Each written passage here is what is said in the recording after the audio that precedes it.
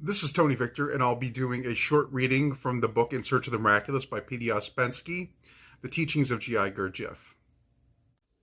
During one of G.I. Gurdjieff's meetings, P.D. Ouspensky asked him why, if ancient knowledge has been preserved, and if, speaking in general, there exists a knowledge distinct from our science and philosophy, or even surpassing it, is it so carefully concealed? Why is it not made common property?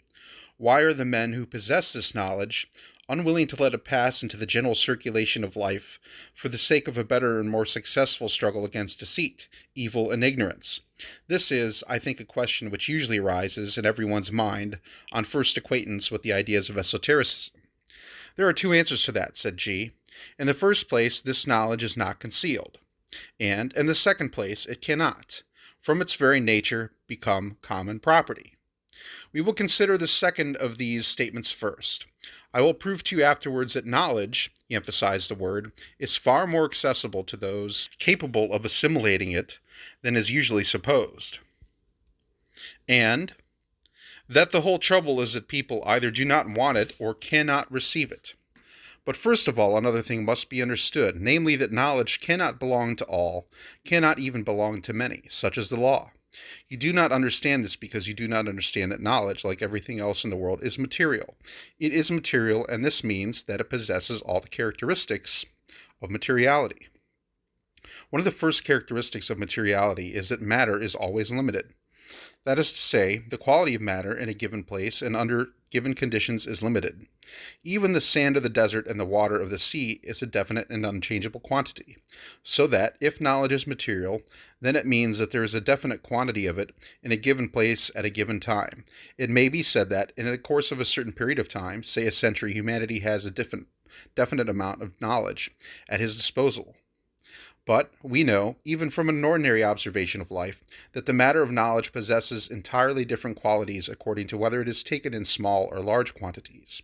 Taken in a large quantity in a given place, that is, by one man, let us say, or by a small group of men, it produces very good results.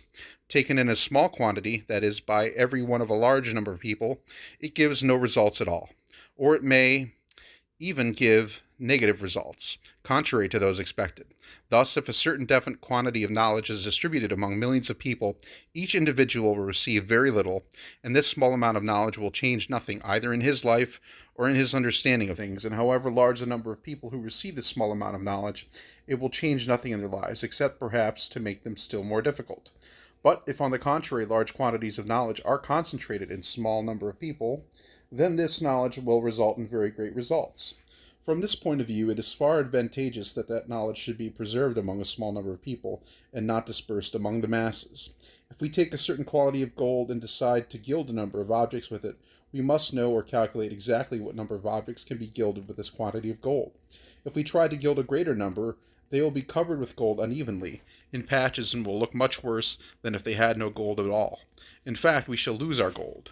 The distribution of knowledge is based upon exactly the same principles. If knowledge is given to all, nobody will get any. If it is preserved among a few, each will receive not only enough to keep, but to increase what he receives. At the first glance, this theory seems very unjust, since the position of those who are, so to speak, denied knowledge in order that others may receive a greater share appears to be very sad and undeservedly harder than it ought to be. Actually, however, this is not so at all, and in the distribution of knowledge there is not the slightest injustice. The fact is that the enormous majority of people do not want any knowledge whatever. They refuse their share of it and do not even take the ration allotted to them in the general distribution for the purposes of life. This is particularly evident in times of mass madness, such as wars, revolutions, and so on, when men suddenly seem to lose even the small amount of common sense they had and turn into complete automatons, giving themselves over to wholesale destruction in vast numbers, in other words, even losing the instinct of self-preservation. Owing to this, enormous quantities of knowledge remain, so to speak, unclaimed that can be distributed among those who realize its value. There is nothing unjust in this, because those who have received knowledge take nothing that belongs to others, deprive others of nothing. They take only what what others have rejected as useless and what would in any case be lost if they did not take it. The collecting of knowledge by some depends upon the rejection of knowledge by others. There are periods in the life of humanity which generally coincide with the beginning of the fall of cultures and civilizations, when the masses irretrievably lose their reason and begin to destroy everything that has been created by centuries and millenniums of culture. Such periods of mass madness, often coinciding with geological cataclysms, climactic changes, and similar phenomena of a planetary character, release a very great quantity of the matter of knowledge. This, in its turn, necessitates the work of collecting this matter of knowledge, which would otherwise be lost. Thus, the work of collecting scattered matter of knowledge frequently coincides with the beginning of the destruction and fall of cultures and civilizations. Thanks for watching. Go to my project page at kundaliniquicksilver.com to find out how you can get this book and the tarot deck as a free gift. Like and subscribe to my YouTube and Instagram, Quicksilver Astrology. Thanks.